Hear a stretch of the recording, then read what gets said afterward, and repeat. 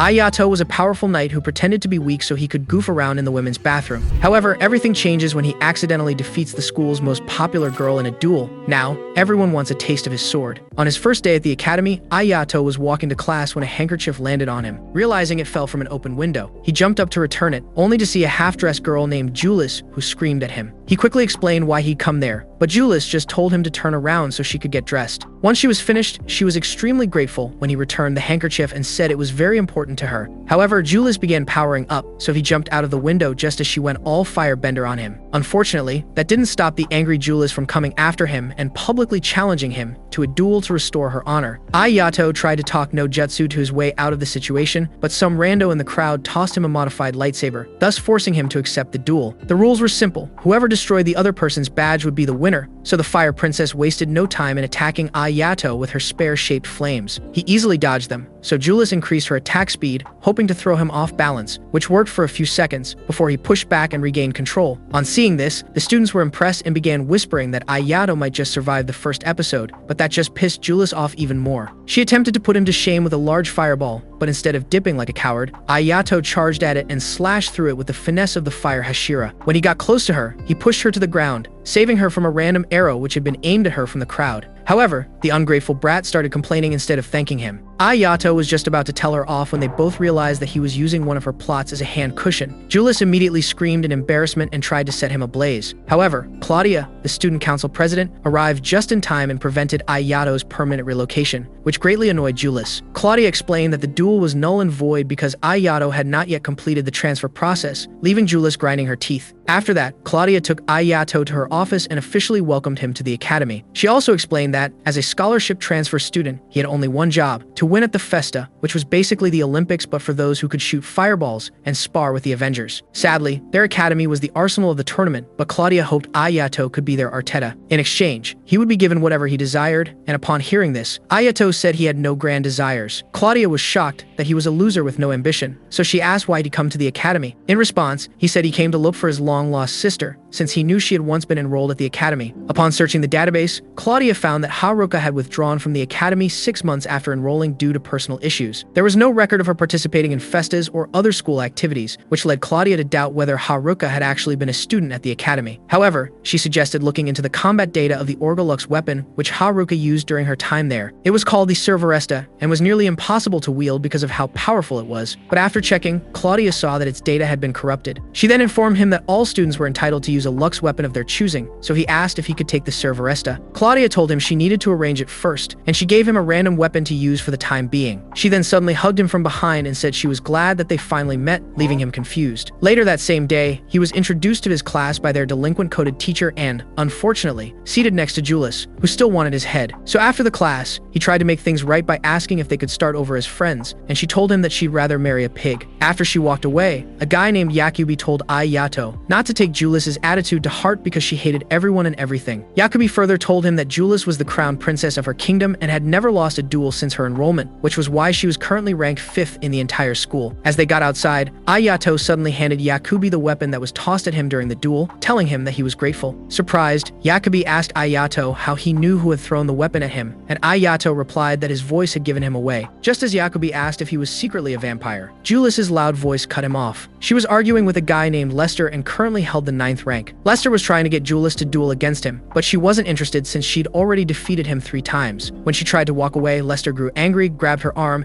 and caused her handkerchief to fall. Almost immediately, Julius became Azula-level angry. Ayato quickly stepped in, and when Lester realized who he was, he attempted to fight him too. However, when Yabuki started filming them, his friend advised him against it, so the tough guy backed off. Before walking away, he swore to Julius that he would make her acknowledge his skill. Julius just stared at him, then turned to Ayato, wanting to know if he had hero syndrome or something. She warned him to start minding his business because it wasn't hard to gather haters at an academy like theirs. Intrigued, Ayato asked why a royal like her was attending the academy, and she admitted that she was doing it for the Benjamins. Apparently, she needed lots of it, and her first cash-out point was the Phoenix Festa. Hearing this, Yabuki asked whether she already had a partner, since that Festa was a tag team event, and she admitted she didn't. However, she made it clear that it had nothing to do with her friendliness and more with the fact that she hadn't found her ideal partner. When asked what qualities her ideal partner should possess, the girl began describing a literal knight in shining armor, and the boys had no response. Just then, Yabuki got a call, so he rushed off. leaving Ayato to ask Julius for directions to the male dormitory. The girl was amused that he hadn't bothered to check his map, so she laughed to the point where tears came out of her eyes. Seeing how carefree she was in that moment prompted Ayato to compliment her, but that only made the fake tsundere flustered. She then pointed him in the right direction and told him to leave, but Ayato asked if she could give him a tour of the academy and the city sometime. Julius didn't want to, but after Ayato told her that she had nothing to lose, she agreed. The next day, when Ayato and Yabuki walked into class, Ayato greeted Julius, and to everyone's surprise, she responded. She normally treated people like they were John Cena, but Julius claimed they were exaggerating. As she sat back in her chair fuming, the girl sitting on the other side of Ayato raised her head, and he was shocked to see that she was his old friend, Saya. She had moved abroad 6 years ago, but now she was back and had enrolled at the academy because her father wanted her to be his unpaid brand ambassador for his new line of guns. Of course, she had another reason for joining the academy, but she refused to disclose that info when Yabuki asked her about it. At that same moment, the teacher walked in, and when she saw Saya, she approached her, wanting to know why she played hooky the previous day. Saya admitted that her bed had held her hostage, which earned her a knock on the head and detention, disguised as a makeup class. After the teacher walked away, Ayato teased Saya about her love for sleep, and as they bantered, Julius sat there looking like a jealous girlfriend. Later in the day, while Ayato and Saya were chatting again, Julius interrupted them to take Ayato on a tour of the academy. Saya found it suspicious that the notorious Ice Queen would concern herself with being a tour guide, so she insisted that she show Ayato around. This led to her and Julius arguing over who deserved to show Ayato around based on how long they had been at the academy. Suddenly, Claudia latched on Ayato after appearing out of nowhere, and she told the girls that she was more qualified since she practically grew up at the academy. Hearing this, the girls told her to read the room, and even Ayato reminded her about the concept of personal space. Claudia pretended to be offended but then explained to Ayato that she needed him to sign some documents for his Lux compatibility test the next day. After he did, she turned to leave, but not before gloating to Saya and Julius that she would have Ayato all to herself the next day. Julius couldn't believe how shameless Claudia was being, and Saya agreed with her. Seeing that they were getting along, Ayato took the opportunity to convince them to give him a tour. Surprisingly, Saya wasn't even familiar with the academy grounds, and when Julius confronted her, she admitted she was the president of the Directionally Challenged Association. Just as they began arguing, Ayato suggested they take a break and excused himself to get drinks. Once he was out of earshot, Saya asked Julius why she'd insisted on giving Ayato the tour. Julius explained that she owed him her life for saving her during their duel. Hearing that they had a duel, Saya asked about the outcome, and Julius revealed that Claudia had voided it. To her surprise, Saya pointed out that if it hadn't been for Claudia, she would have lost the duel because Ayato was on another level. When she mentioned that she and Julius were the ones on the same level, Julius tried to challenge her, but got interrupted by the same arrows used during the duel. This time, the culprit was in plain sight, and when she attempted to attack him with her spear flames, his accomplice stepped in to deflect them. In retaliation, Saya shot at them with her unnecessarily large Lux grenade launcher, which destroyed the water fountain, spraying water everywhere. She then asked Julius whether she wanted to proceed with their duel, but before she could respond, Ayato returned and, upon seeing the destruction, became worried. However, when he noticed that the girls were drenched and their plots were visible, he grew flustered and tried not to look at them. Julius immediately tried to cover up when she realized why, but Saya, the plotless ambassador, stood proud, causing Julius to almost crash out. The next day, when Ayato met with Claudia, she informed him that no clues had been found at the scene and that Julius had refused her request for a security detail. Ayato couldn't understand why the princess was being so stubborn, but Claudia said she must have a valid reason. Eventually, they arrived at the testing center and met Lester, who had also come for his compatibility test. He wasn't pleased to see Ayato, but there really wasn't anything he could do, and when it was time for the test, Lester went first. He chose the Cervaresta, but his compatibility with it was only 32%, and when he tried to force it to submit, it rejected him. Still, he kept trying, and when his compatibility with it dropped into the negative zone, he was advised to withdraw. Suddenly, the Cervaresta began acting strangely, and Ayato felt as though he was being wrapped in chains for a few seconds. However, the weapon seemed to be challenging him, and when Ayato stepped forward, it tried to attack him. Ayato easily dodged these attacks and ultimately brought the weapon under control. This raised his compatibility with the weapon to 97%, leaving everyone stunned. Hours later at night, Ayato snuck into the female dorm because Claudia had asked him to see her, and he got tongue-tied when she walked out in a bathrobe. However, Claudia acted as if nothing were wrong and offered him a chair, which relaxed him a bit. He then asked whether having a private room was a perk of being the student council president, and she said it wasn't. Those who got private rooms were the high-ranking students, and if Ayato became one, he'd get all the privileges. Eventually, they began talking about why she'd called him,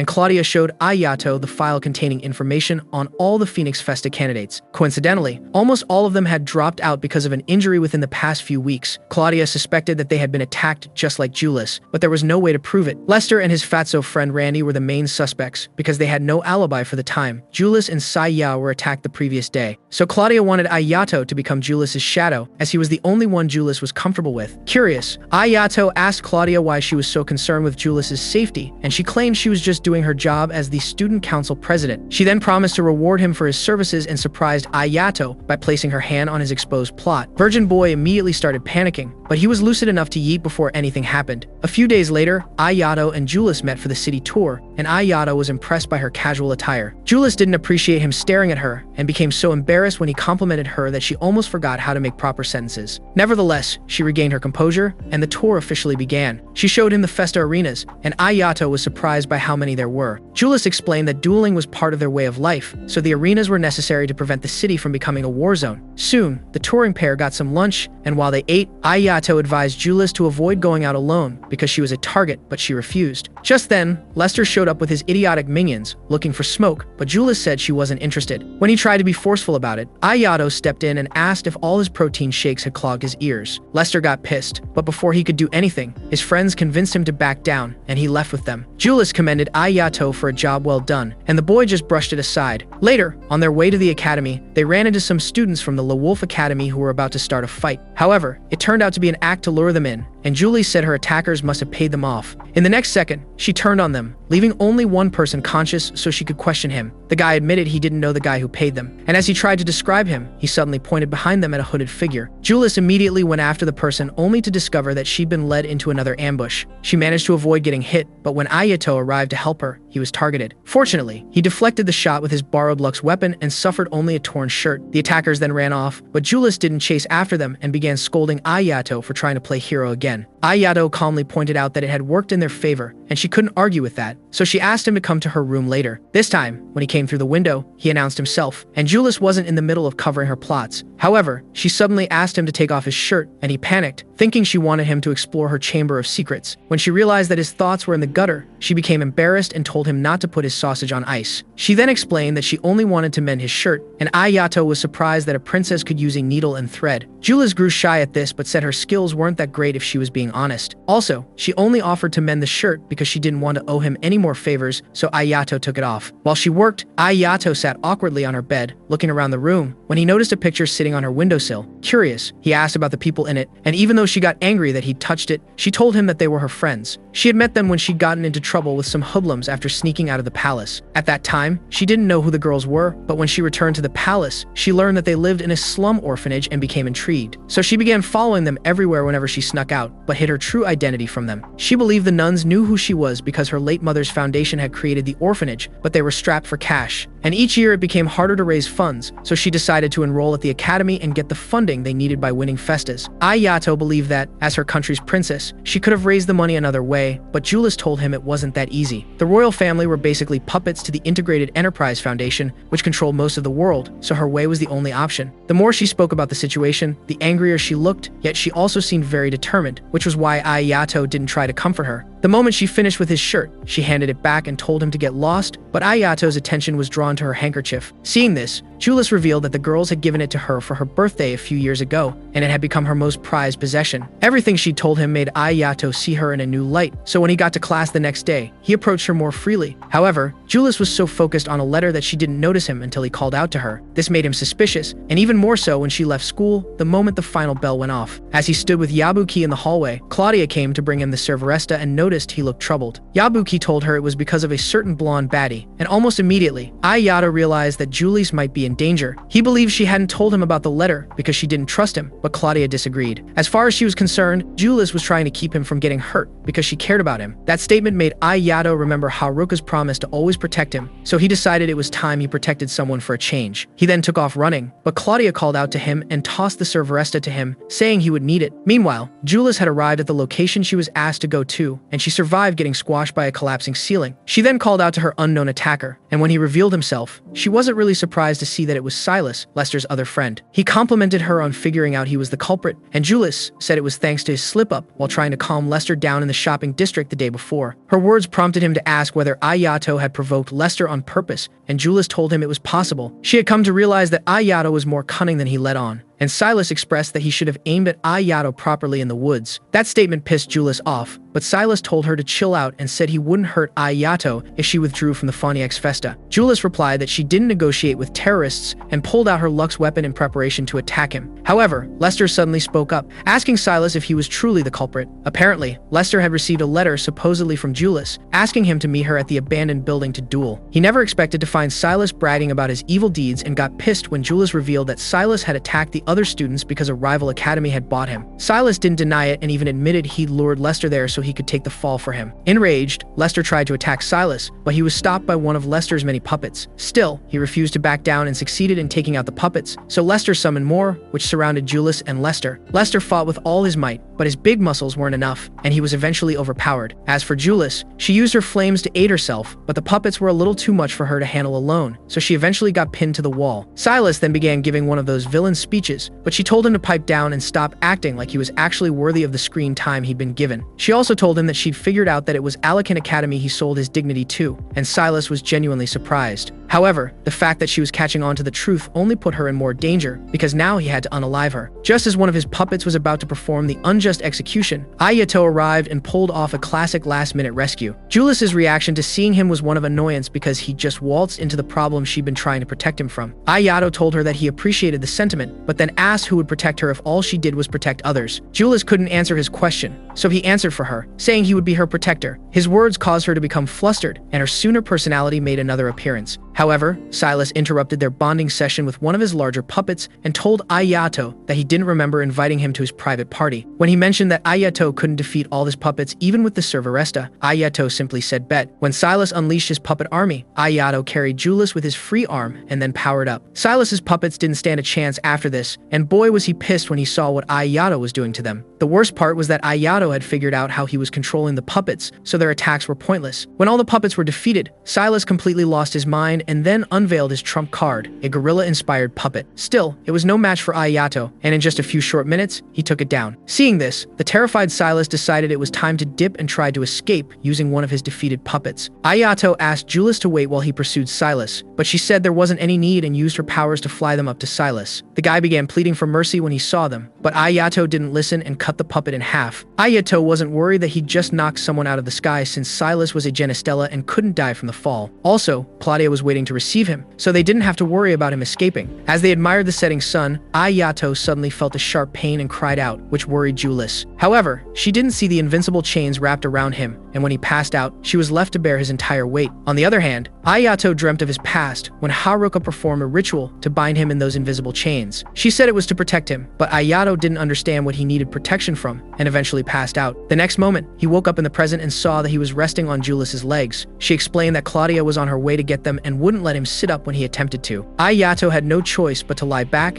and that was when she asked who had cast the binding spell on him. Ayato admitted that it was Haruka, and Julius deduced it was to prevent him from using his powers. He told her she was right and explained that he could use his abilities for at most 5 minutes before the spell activated, knocking him out. Confused, she asked why Haruka would do such a thing, and he said he wanted to know as well, but she went missing 5 years ago. Julius's expression was one of pity, but Ayato assured her that he was fine and that Haruka must have sealed his powers for a good reason. He then asked whether she had finally gotten her ideal Festa partner and volunteered to take the spot if she hadn't. Julius tried to refuse, using his limited power as an excuse, but he assured her that he was fine. He also reminded her that he was now her protector, and she grew flustered, finally agreeing to partner up with him. Meanwhile, Silas was still on the run, but Claudia eventually caught up with him and injured him severely. Just then, Yabuki made his presence known and asked whether she would like to milk the situation to put Alican in their debt. Claudia ignored the question and said she would entrust Silas to Yabuki and the Shadow Stars so they could question him. Unknown to them, they were being watched by Silas's employers through the security cameras, and one of them said they had acquired enough data thanks to the puppets they provided for Silas. Days later, Claudia attended a meeting with the student council presidents of the other academies. Shortly after the meeting began, Dirk from Le Wolf and Ernest from Garrardworth argued, and Ernest almost detached Dirk's head from his body. However, Dirk wasn't the least bit bothered, and after Ernest backed down, Dirk brought up a rumor he'd heard. Apparently, Seidokan and Alicant were going to work together to create a new Lux weapon, and he wanted to know if they were secretly plotting something. Claudia assured him that the collaboration had been arranged through the proper channels and added that the findings would be publicized. Dirk still felt something fishy was going on, and Fan Xinglu brought up the recent mobilization of the Shadow Stars, hinting that something had happened between Seidukan and Alicant. Claudia feigned ignorance and then smoothly convinced everyone to move on to the day's agenda. Suddenly, Shuma,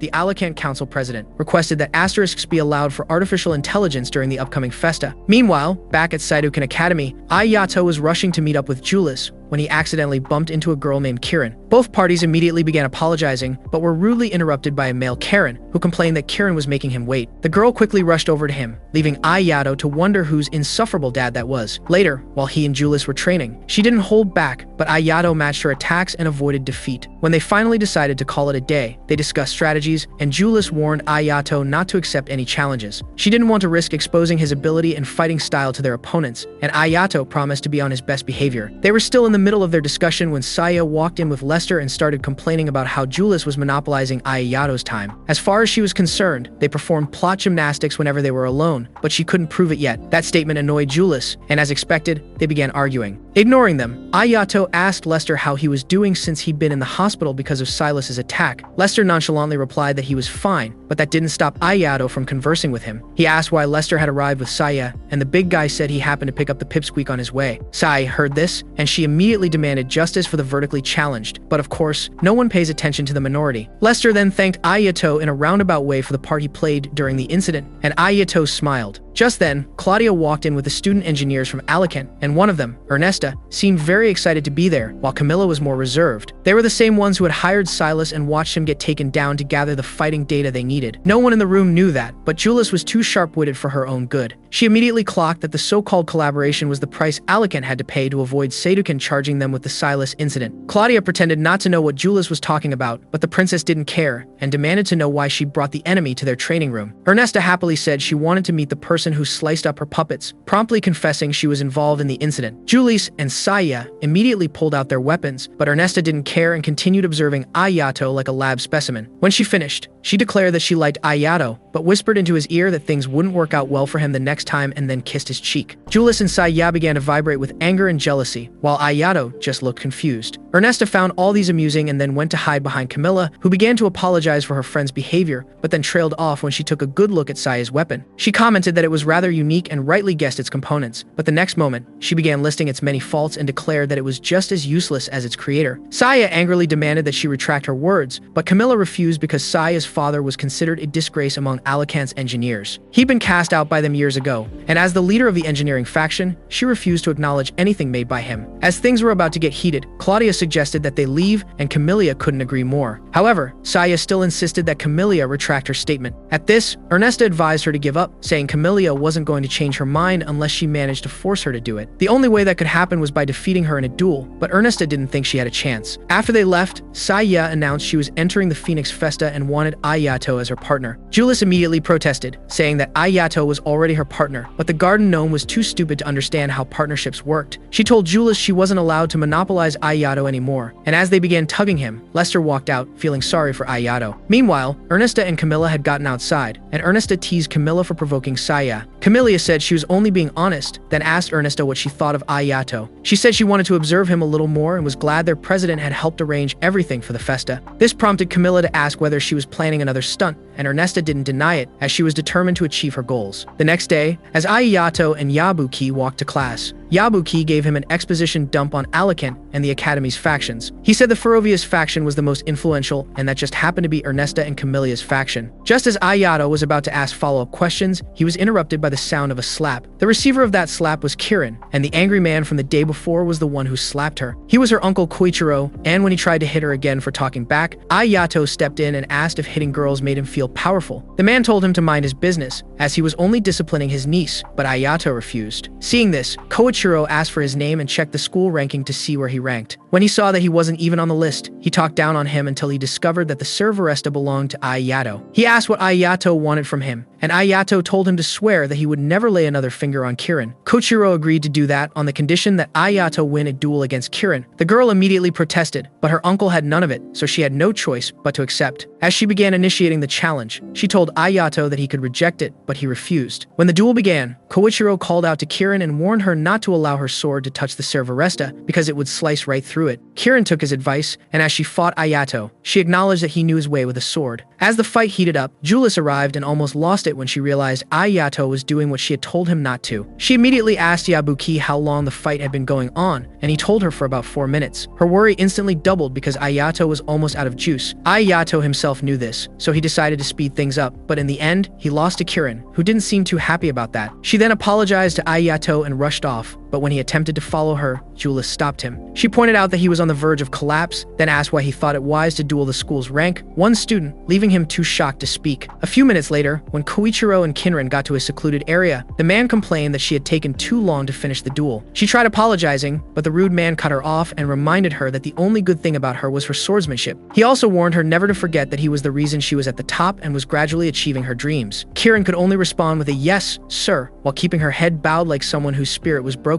Meanwhile, Julius, who had vowed to be no man's peace, walked into the common area where Ayato was resting and threw a towel on his face in annoyance. Ayato explained that he had to accept the duel, but surprisingly, Julius wasn't even mad about that anymore. She was angry that Koichiro had treated Kirin like a tool, and said she would have taught him a lesson if she had stumbled upon him acting like an evil Disney stepmother. Aside from that, she was slightly disappointed that Ayato had lost the match because that would have given her hope that she could rise to the top. Before Ayato came, Kirin and Claudia were the only ones she couldn't defeat since they were ranked 1 and 2, respectively. Ayato was surprised that Claudia was that high up, and Julius asked him not to be fooled by the girl's appearance. Claudia wielded the Pandora Orga Lux, which allowed her to see at least 10 seconds into the future, so she had never lost a match. However, in Kirin's case, the girl didn't wield an Orga Lux, and she wasn't even a Strega like Julius, who could use an element. She had been at the school for only 3 months and took the number 1 spot using only her Japanese sword. Her raw talent was what Claudia didn't want to underestimate, so she told Ayato that they would have to re-strategize if they wanted to go far during the festa. She also asked him to get a new badge since Kirin destroyed his to win the duel, so he went to see Claudia the next day. The council president was at the pool, and seeing her in her swimsuit made the boy feel very hot inside. After she handed him his new badge, she expressed that she'd been surprised to hear he dueled against Kirin. However, she knew that Koichiro was to blame and said the man had always been troublesome. He used his position as the academy's talent scout to get Kirin in and had been exploiting her because of his desire to own a seat on the academy's executive panel. Ayato felt sorry for Kirin, but Claudia told him not to as she believed the girl had her reasons for going along with Koichiro's agenda. Unfortunately, Koichiro's efforts were all in vain because he didn't and would never meet the criteria to be promoted. Curious, Ayato asked how she knew this, and Claudia revealed that her mother was an executive. Later, when Ayato returned to his dorm, he was surprised to find Kirin waiting for him, so he took her to the reception room. There, she thanked him for standing up for her, and Ayato told her that he'd only done the right thing. He then stood up and went to open the door, only to reveal that Yabuki and some other guys were listening to their conversation. So he decided to escort Kirin back to her dorm, but the girl was nervous the entire time because he was the first non-relative guy she'd ever walked with. When she mentioned that her father was very strict, Ayato said that his strictness was reflected in his sword style, which surprised her. She hadn't expected him to know who her old man was, but Ayato was somewhat of a swordsman, and her father was a legend among them. Kirin's excitement grew hearing this, and she pointed out that he'd used a particular sword style during their duel. When she realized that she was geeking out, she apologized, but Ayato just laughed because he could relate. This made her feel comfortable enough to admit that she believed she was nothing without her swordsmanship. Ayato disagreed, but the girl had listened to Koichiro's hate speeches one too many times, so she truly believed that without her sword, she was another Sakura. Suddenly, he recalled something she said at the duel,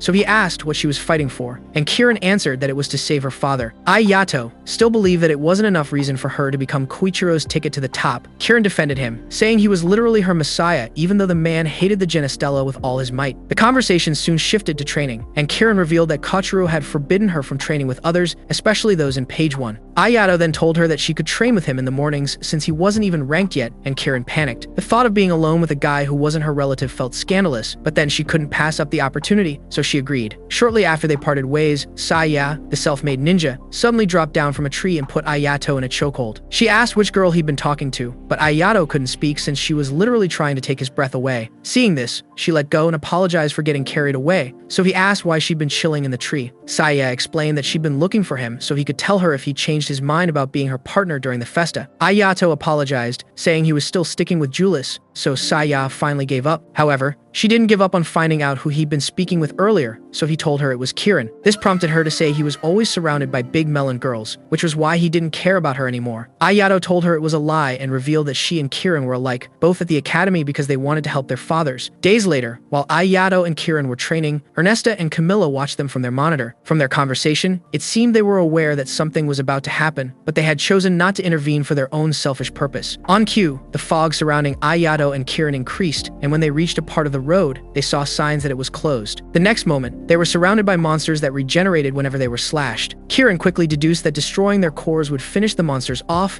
and after the others saw one of their friends go down, they ran away. Ayato then picked up the destroyed core and realized it was synthetic, which convinced him that Alicant was behind the attack. Just then, the monsters returned and began shooting fireballs at them. This caused the road to crack, and Ayato fell, taking Kieran with him when she attempted to help. Ernesta was disappointed with how things ended and asked Camilla whether that was all the rival faction could do. Camilla replied that the monsters weren't the only thing they had planned, and Ernesta's excitement returned with vigor. Meanwhile, Ayato and Kieran were in an underground water reserve, and he apologized for dragging Kieran into his mess. Kieran was clinging to him to stay afloat, so when he commented on how big the place was, she assumed he was talking about her plots. Ayato tried to explain that she had the wrong idea, but he was cut off when a sea dragon suddenly emerged and tried to attack them. Ayato held Kieran while fighting the monster, but she pleaded with him to forget about her, because she couldn't bear the thought of someone else sacrificing themselves for someone like her. It seems something had happened when she was younger, but she wasn't ready to share her story yet, so Ayato just comforted her, saying he could handle things and that she shouldn't speak badly about herself. Once she was calm enough, he sliced one of the stone beams and asked her to stay there just as the dragon resurfaced. Ayato then asked Kieran if she could sense the monster's core, and she told him that the core seemed to be moving about. Because of that, Ayato decided to go all out since the Servaresta could handle his prana. Kieran was impressed when she saw him powering up, and even more so when he finished off the monster with one strike. Unfortunately, he paid the price for his actions as Haruka's binding chains activated and tightened around him until he passed out. Later, while they waited for their clothes to dry, Ayato explained his situation to Kieran, and she asked why he was willing to inconvenience himself by fighting. Ayato said it was because he had someone he wanted to protect, and she figured he meant Julius. She also assumed he had romantic feelings for the princess, but Ayato denied it as though his life depended on it. He then asked Kieran what she needed to save her dad from, and she revealed that he was in prison for unaliving a man who had taken her hostage in a cafe a few years ago. The incident was clearly an act of self-defense, but because her father was a Genestella, he was charged with murder. Koichiro had promised to get her father out of prison in exchange for her obedience, and she agreed without a second thought. Ayato didn't believe that Koichiro was her father's only way out, and he assured Kieran that no matter what decision she made, she would never be alone. His words made Kieran feel warm, and she told him that her father also used to pat her head all the time. Just then, a searchlight beamed down on them, and the first responders began working to get them out. Later in the day, Kieran met with Koichiro, who told her he'd been worried about her. However, he worried that he might have lost his trump card, not that he cared about her. He also told her not to associate with Ayato anymore so she didn't get dragged into another one of his run-ins with Alicant, but she refused. It was the first time she'd rebelled against him since they struck their deal, but she didn't care. Enraged, Koichiro struck her and said that she was nothing without him, but Kieran pointed out that it was the other way around. When he tried to hit her again, she stopped him and said their alliance was over. As she began walking away, the man grew desperate and tried to guilt-trip her into returning, but Kieran was truly done. She then went to meet Ayato and asked him to duel her, saying it was her way of marking her freedom, and he agreed. Julius sat in the observation box with Claudia, Saya, Lester, and Yabuki, but she complained about Claudia making the duel a big deal. Claudia told her to stop whining, and Saya said that Ayato wouldn't lose to Kieran again. This prompted Lester to ask if Ayato had something planned, since he'd borrowed a regular Lux weapon from him. Hearing this, Yabuki said he'd also given Ayato a Lux weapon, and this piqued everyone's curiosity. Just then, the duel began, and unlike the first time, Ayato showed off his swordsmanship. He also showed off his spear and short sword techniques, and just when Kieran thought that she'd won, he switched to wrestling. The surprise move left Kieran unable to react, so in the end, Ayato was declared the winner. Later on, while Julius and Saya were congratulating Ayato in the locker room, Claudia dropped by with Kieran. The younger girl shyly asked if she could train with Ayato and Julius, and Saya said that she could. Julius immediately popped off on the squirt, saying she wasn't even part of their team, but Saya didn't care since she'd been crashing their sessions every day. Ayato then told Kieran that she was free to join them if unnecessary bickering didn't bother her, and she became happy. Just then, Koichiro began banging on the door, demanding that Kieran come out and face him. With Kieran's permission, Ayato let Koichiro in, and he wasted no time in scolding her for losing. When he tried pulling her away, she slapped his hand away and told him that she was no longer taking his orders. This pushed him over the edge, and he tried to punch her, but Ayato caught his fist and told him to get lost. At this, Koichiro began playing the victim, since he wasn't a Genestella, and even told Kieran that if she didn't return, he would make sure her father rotted in prison. Before he could say more, Claudia cut him off and threatened to get her mother on the line. Koichiro didn't say a word after this, and as he turned to leave, Kirin thanked him for bringing her to Asterix and enrolling her at Seiduken. He obviously didn't respond, but it didn't matter because she was finally free, and after wiping her tears, Kirin thanked Ayato. As they chatted, Saya watched them expressionlessly, saying nothing. Meanwhile, at Alicante, some students were defeated in a practice match against Ernesta's new puppets, and she told Camilla that they were definitely going to win the festa. She also pulled up stolen footage from Ayato's fight with the dragon and said she'd finally gotten all the data she needed. Camilla commended her for manipulating the situation to her advantage, and Ernesta beamed with pride as she bowed for an invisible audience. That evening, Saya approached Kirin and asked her to be her partner for the festa, since they had the same goals. Kirin agreed, so the very next day, they began training together. But even though they were good, they couldn't compare to Ayato and Julie's, which made Saya unhappy. Later in the day, Ayato was approached in the cafeteria by a female student who wanted his autograph, and he happily gave it to her. After she left, an annoyed Julius asked if he thought he was Henry Carvel, and Saya said he was a fool for giving out autographs. Yabuki quickly came to his homeboy's defense, saying it wasn't every day that an unranked student took the top spot. He also pointed out that Julius had a celebrity moment when she became a page one, but it hadn't lasted because she iced everyone out. Julius argued that it was the best decision, then showed Ayato an ongoing online auction for the autograph he had just signed. Seeing his shock, Yabuki explained that it was something the students did to get extra cash, and Saya told him not to worry because his real fans were rooting for him. Kirin shyly said she was one of those fans, prompting Julius to ask if she'd still do that once they were matched against each other in the festa. Saiga answered that they would give their all, because they knew what they were fighting for. Not one to sugarcoat things, Julius pointed out that Saya and Kirin might not do well since their team was just formed, so Saya reminded her that she and Ayato were also new partners. Ayato quickly took over the conversation to avoid an argument and said Saya and Kirin just had to improve their teamwork. Saya took that advice to heart and announced that she and Kirin would work on their bond the next day. She sounded so confident when she spoke, but when she and Kirin met the next day, they were drowning in awkwardness. Neither of them had ever initiated a friendship before, so after much thought, Saya suggested doing whatever Kirin wanted. Kirin couldn't think of anything she was interested in, so in the end, they agreed to go shopping for a birthday present for Saya's father. Kirin suggested a few things she thought would be nice, but Saya didn't think they were suitable, so they had to stop and think. Kirin asked Saya to tell her about her father, hoping that it would help them figure something out. Saya said her dad was a Hange-level mad scientist who had given his daughter a gun each year on her birthday since she learned how to pull a trigger. Suddenly, an idea popped into her head, so she pulled up a map and asked Kirin to help her get to the place. The trip there wasn't long, but Kirin grew worried as the shop was located in the shady part of the city. Saya assured her that everything would be fine and then walked in to check out the place, which was a second-hand Lux weapon store. They also sold illegal stuff, but Saya wasn't interested in that and just looked at the guns on display. She soon spotted one that made her eyes light up like the 4th of July, and once she confirmed that the original generator was still in it, she said she'd take it. Kirin was relieved that they didn't have to spend more time in that place, but as they walked away, she asked why Saya had chosen that specific gun. Saya explained that her father could use the generator for his work, so Kirin expressed relief that they had found the perfect gift. Saya then told her that she wished to return the favor, so Kirin asked if she could teach her to swim. Saya wasn't a mermaid, but she was a pretty decent swimmer, and later, when they were at the pool, she asked why Kirin hadn't asked Ayato to be her swim coach. Kirin instantly panicked, and after almost drowning, she admitted that she wanted to learn in secret because she hoped he would be proud when he learned she could swim. Saya told her that she was brave and then excused herself to get them some drinks, but instructed Kirin to keep practicing. The girl did as she was told, but then she accidentally crashed into a girl named Violet, who was lounging on a floaty with her headphones on. After resurfacing, Kirin apologized for her mistake, but Violet refused to accept her apology and challenged her to a duel. However, when she realized who Kirin was, she calmed down and said she might have overreacted. She then asked Kirin why she hadn't stopped when she saw her, and Kirin admitted that she was learning to swim, prompting the girl to laugh. As she began talking down at her, she was suddenly hit in the head by a flotation board which Saya had thrown at her, and she got pissed. She demanded to know who Saya was, and when she learned that Saya was unranked, she decided to challenge her to a duel just so she could show off. She was ranked 35th at her academy, but Saya didn't care and easily defeated her with one shot from her large Lux ray gun. Later, while Saya and Kirin were enjoying their drinks, Saya told Kirin that she needed to grow a backbone. She'd witnessed how timid she was when Violet was talking down on her, and Kirin admitted that years of listening to her uncle had destroyed her confidence. Saya assured her that Koichiro had been wrong about her and urged her to have more pride in herself. Kirin promised to try and then asked Saya why she'd chosen her to be her tag partner. Saya answered that it was because she practiced the same swordsmanship as Ayato, which made her trustworthy. This seemingly insignificant moment seemed to be what the girls needed, so during their next training session, Ayato and Julius noticed they were more in sync. Ayato then told Julius that they also had to up their game if they wanted to win. That night, Yabuki met Claudia in her office, and they discussed the Phoenix matchups. There was a total of 256 teams, so the Ayato and Julius pair weren't in the same block as the Saya and Kirin pair. Their only chance of clashing would be at the finals, provided both teams made it. However, Claudia said things wouldn't be easy because of Alicant's puppets and Irene, the crazy fighter Lee Wolf had signed up. She was sitting pretty in one of the disciplinary rooms at Le Wolf, and Dirk visited her with his assistant, Corona, to inform her of her participation in the Phoenix Festa. His sole reason for signing her up was so she could take Ayato out because he feared that the Cerveresta would pose a problem for them in the future. Irene was amused that Dirk had something he was afraid of, but then she grew serious and asked if he kept his promise to protect her sister. Dirk assured her that he had kept his word, so Irene told him she would take the job, and she was immediately released. A few days later, the opening ceremony for the Phoenix Festa was held, and the Festa chairman gave his speech. However, Ayato and Julius barely listened to what he had to say until Ayato noticed the guy smirking at him. It was only for a moment, and then he announced that they had changed the regulations to allow puppets during the matches. He swore that the rule change wasn't done to benefit a particular group, but Ayato and his friends knew he was capping like Pinocchio. As for the audience, they were just interested in the thrill of watching the Festa, so they cheered loudly as he wrapped up his speech. Later, as the students moved to their respective arenas, Ayato spotted Lester and Randy and rushed over to invite them to lunch. Lester declined, saying he wasn't interested in becoming his buddy, and before walking away, he told Ayato not to lose until they were matched. Just then, Saya suddenly hugged Ayato after appearing from nowhere, while Kiran presented the bento she prepared with Saya's help. Julius was surprised that Saya knew her way around the kitchen, and the pipsqueak said there was a lot she didn't know about her. After checking out the box's content, Ayato patted Kiran's head for doing a good job, and Saya insisted he do the same to her. This made Julius red with jealousy, so she suggested that they go to the waiting room to eat. After the meal, they tuned into the first match of the day, and as the commentators yapped on, Kiran asked about Ayato and Julius's first opponents. They were from Gerardworth Academy and were ranked 40th and 31st, but Ayato promised not to underestimate them. Soon, he and Julius were called up for their match, and when it was announced that he had dethroned Sedukan Academy's rank 1 and taken her spot, the crowd went wild. This made him a bit nervous, but he relaxed after Julius took the lead and went with her flow. When the buzzer went off, Julius walked away, leaving Ayato to make a show of unlocking his ability and powering up. He then charged at his opponents with lightning speed and destroyed their badges before they even realized what had happened. The entire arena went dead silent for a few seconds before erupting in cheers over the insane new record. On their way back to their post-match interview, Julius complimented Ayato on sticking to the plan, but warned him not to say anything that would reveal their real strategy. After the interview, Julius sat in the waiting room and complained about how the media was made up of relentless sharks. When she compared them to Sedukan's newspaper, Yabuki thanked her, but she made it clear that it wasn't a compliment. He then revealed that he tried to get a scoop on Alicant's puppets, but they sent him packing, so he needed their help to get into the match and watch it live. Everyone in the arena had mixed feelings about seeing Alicant's puppets, but those feelings soon turned to surprise when they learned that Ernesta had released all the info on her puppets. Camilla wasn't happy with the decision, but Ernesta said it was the only way to stop the cheating allegations going around. She was also confident it wouldn't cause them to lose, and Camilla told her that she'd better be right. Down in the ring, the Low Wolf pair felt insulted by Alicant because they were being used as guinea pigs, and that feeling only grew when the male puppet Artie said they would give them a 1-minute head start. Suddenly, Artie's partner Rimsey shot him in the head and called him an idiot for daring to act honorably when he wasn't human. However, she didn't retract his declaration and asked their opponents to use the time wisely. One of the guys laughed, but then charged at the puppets and attempted to attack them with his Boreas Spiral move, but Artie's 360 barrier made it impossible. The guy quickly called out to his partner, who was fighting Rimsey to change strategies, but was shocked to see that the guy's shots were being repelled with ease. Left with no choice, he decided to power up, but it still wasn't enough to take Artie down, and he tired himself out. So by the time the 60 seconds were up, Artie and Rimsey won without any resistance from either opponent. As everyone cheered for the puppets, Ayato and his friends, especially Saya, just stared in utter shock. Later, Saya reviewed the clip from the Alicant match, and she said that Artie's barrier was going to pose a problem. Julius agreed, saying it would take a great amount of strength to get past it. Just then, Saya's father called and began raving about how epic the match had been. He was in full geek mode until he heard Ayato's voice and began speaking to him. Suddenly, he remembered the real reason he called and told Saya that he'd sent her a new gun, but said she had to go to customs to get it since it hadn't gotten to her yet. He worried that she wouldn't make it back in time for her match, but Saya assured him that he would, so he told her to make sure she didn't lose. After the call, Saya left with Kiran, and Yabuki also left so he could sneak into Artie and Rimsey's post-game interview. As for Ayato and Julius, they decided to spend their free time training. Meanwhile, the puppets met Ernesta and earned her praise, but Rimsey suddenly swept Artie off his feet because she felt he'd disrespected Ernesta. She only let him up when Ernesta asked her to, prompting him to question why the female puppet seemed to have power over him. Ernesta told him that she had programmed her to be his superior because women were supposed to be in charge. She then began leading them to the waiting room, but felt proud that she hadn't revealed that Rimsey was Artie's limiter. Later in the day, Ayato and Julius tried to beat the speed limit to get to their match in time, but they knew they wouldn't make it. So Ayato said he'd call ahead to inform the organizers that they would be late. Suddenly,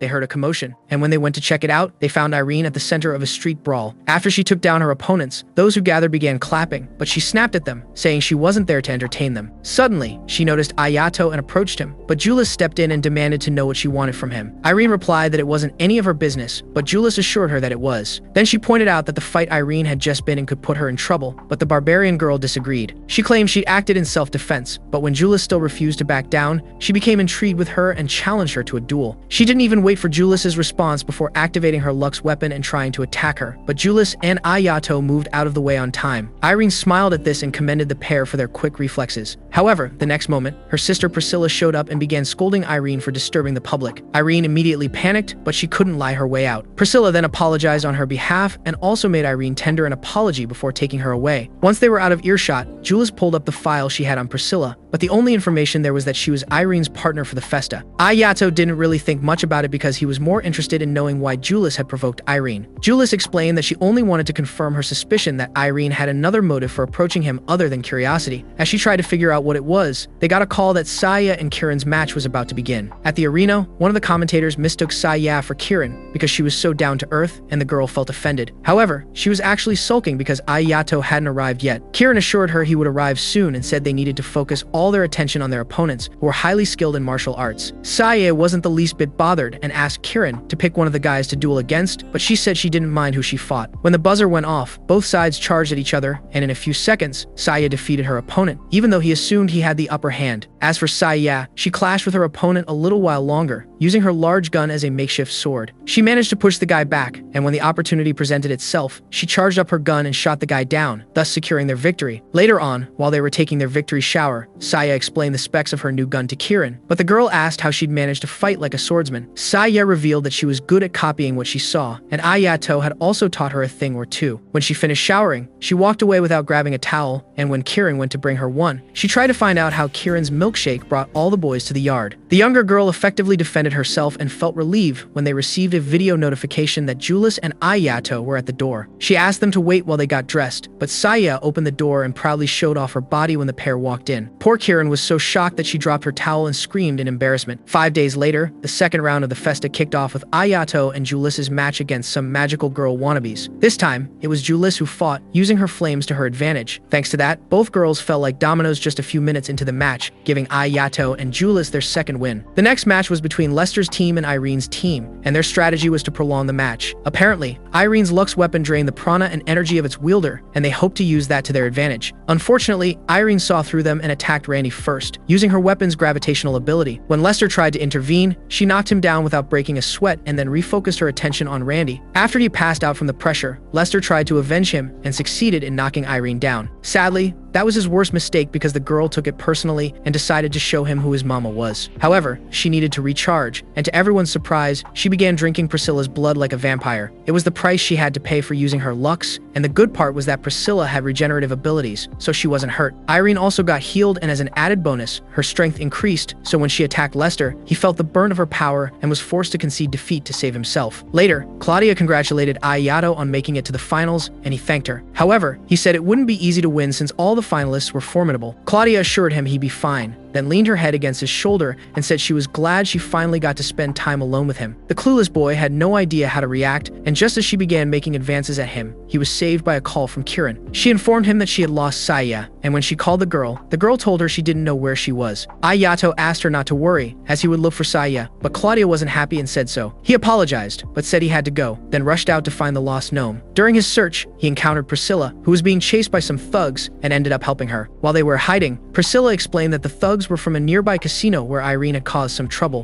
When she mentioned that Irene was on her way to get her, Ayato realized that he was going to be in a whole world of trouble, and he was right. Because the moment Irene arrived, she looked ready to tear him apart and began cursing at him. Thankfully, Priscilla defended him and explained to her hot-headed sister that Ayato had saved her from the people who were chasing her. It took a lot of convincing to make Irene stand down, but she did, and Ayato thanked the plot gods for sparing his life. The only issue was that Irene believed that Ayato had coincidentally stumbled upon Priscilla in the alley. At that moment, Kieran called to say that she found Saya, and after they hung up, Ayato explained how he'd ended up in that alley. Irene then thanked him for saving Priscilla and swore to repay his kindness before their match because she hated being indebted to anyone. The fact that they were matched against each other was a surprise to Ayato, but not to Irene. That evening, Irene stormed into Dirk's office and demanded to know what he was doing while her sister was being chased. The guy nonchalantly told her that a few injuries wouldn't hurt Priscilla since she had regenerative abilities, but that just pissed Irene off even more. She then tried to attack him, but an invisible force blocked her attack, forcing her to go on alert. Dirk was being protected by an elite group known as the Cats, so she demanded to know why the Cats, who were supposed to be guarding Priscilla, hadn't done their job. Dirk claimed it was because Ayato had intervened, reminding her that the Cats were trained to operate in the shadows. Irene accepted his explanation, and after she left, Dirk asked Corona to do a reading for the outcome of the match. Corona complied and told him that the girl would win, which made him happy, so he asked her to call the vice president. Then he placed a call to someone called the Seventh Golden Eye. Meanwhile, Ayato and Julius were in the training room, and he informed her that Irene had invited him to dinner as a thank you for saving Priscilla. Julius got pissed that he accepted the invitation and reminded him that the sisters were their opponents in the finals. For all she knew, the invitation was an excuse to harm him, so she insisted on accompanying him. When they arrived at the apartment, Priscilla welcomed them and asked them to make themselves comfortable while she finished cooking. Irene was less welcoming, and after the pair took their seat opposite her, she pointed out that she hadn't invited Julius. The princess said she'd invited herself so she could watch over Ayato in case Irene attempted to hurt him. Irene asked if she was his mom, which led to a dissing match between them. However, it didn't last long because Priscilla brought the food over.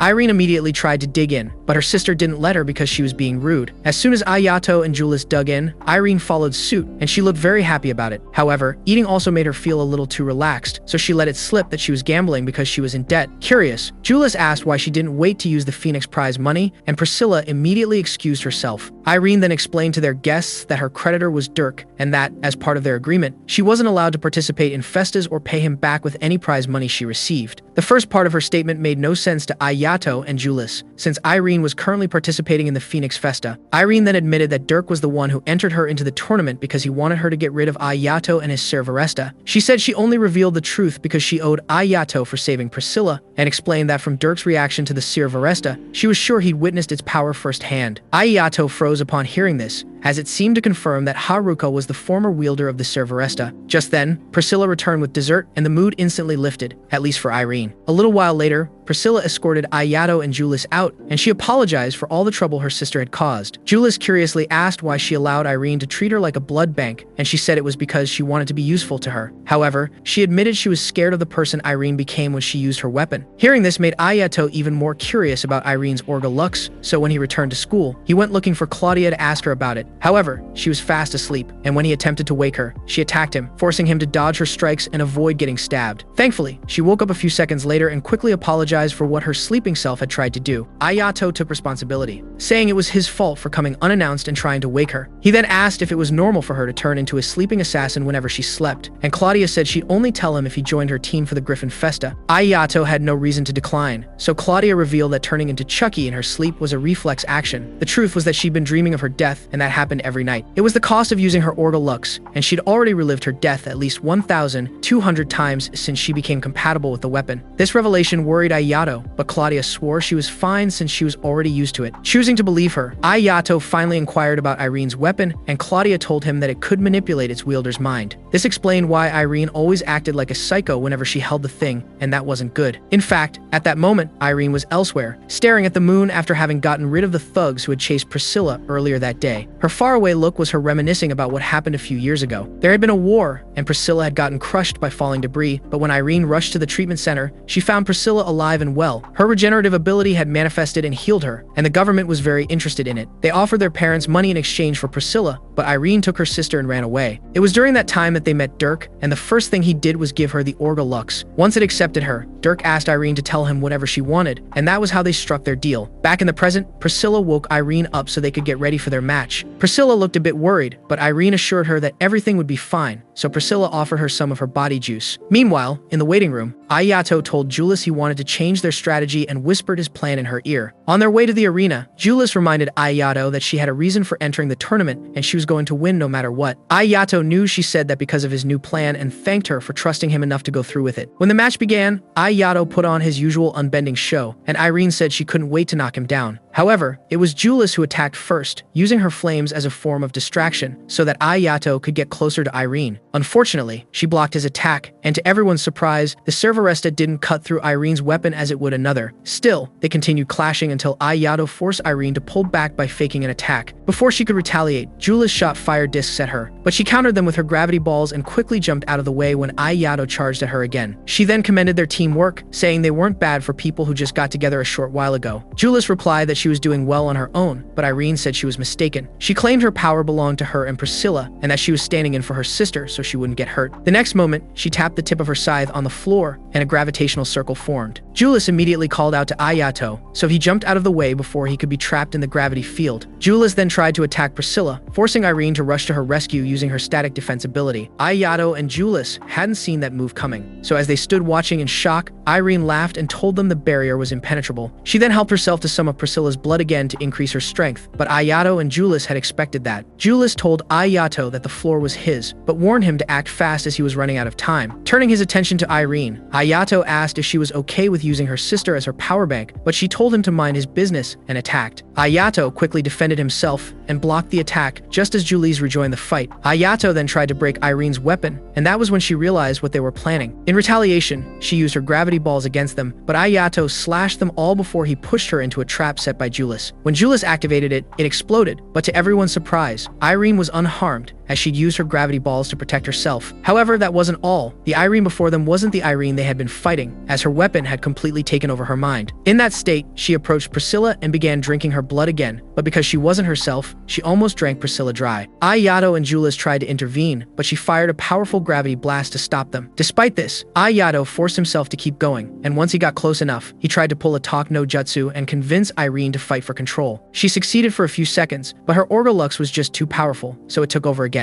Seeing this, Ayato reverted to his original plan and knocked the Orgalux out of Irene's hand. He then channeled his energy into his Servaresta and finally destroyed the cursed weapon. Almost immediately, Irene passed out, and since Priscilla had already passed out from Irene's top-up earlier, Ayato and Julius were declared the winners of the match. Unfortunately, Ayato had overexerted himself, so the chains binding him activated and began to tighten around him. Everyone watched in shock, but Dirk was the first to deduce that Ayato could only use his ability for a certain amount of time. He then began rethinking his strategy but decided against it because he knew Ayato was Haruka's brother, so he ought to expect the unexpected. However, Dirk wasn't the only one who felt he could use Ayato's limitation to his advantage. Later in the day, Priscilla woke up in the hospital and looked around the room in confusion. Irene explained that she'd run out of prana because she'd drained too much of her blood. When she apologized, Priscilla asked where her Lux weapon was and was surprised when Irene revealed that Ayato had destroyed it. She immediately asked if Irene wouldn't get in trouble with Dirk because of it, and Irene said he'd let her off the hook. Unfortunately, she still had to repay her debts to him, but she wasn't worried about that. Their conversation soon took an emotional turn after Irene apologized for losing control, but Priscilla assured her that she didn't hold it against her. She also said she would try to get stronger so she could stand by Irene's side as her equal, not some fragile damsel. Irene laughed at this, then told Priscilla she couldn't wait to see it happen. Meanwhile, in Ayato and Julius's waiting room, she told Ayato that he'd blown his cover in the most fashionable way possible. She also scolded him, saying that since he pushed himself too much, he wouldn't be able to move until the next day. Ayato told her that he would manage somehow, so Julius proved that he couldn't by raising his hand, forcing him to wince in pain. However, he still insisted he was fine and said he didn't regret what he'd done because he'd done it to keep his promise to her. At this, Julius turned red, but she regained her composure and grabbed Ayato's face so he was looking into her eyes as she spoke. She told him to stop trying to fight alone because they were a team and asked him to rely on her a bit more. Just as it looked like she was going to kiss him, the others burst into the room and began fussing over Ayato. Saye pulled him to her chest and said she would be his nurse, but Kieran stole him away, saying she was a better candidate. Julius rushed to his rescue and told them to prepare for their match, prompting Claudia to finally act. She said she didn't have a match, so she was the better option, but Ayato almost suffocated and had to pull away forcefully. Yabuki was also there, but he just stood by the door laughing and wondering what would happen next. That's all for now, but do you think Saya and Kieran would also win their match? And would Ayato finally find out what happened to Haruka? If you got this far and want to know, comment more. Also, check out this next video.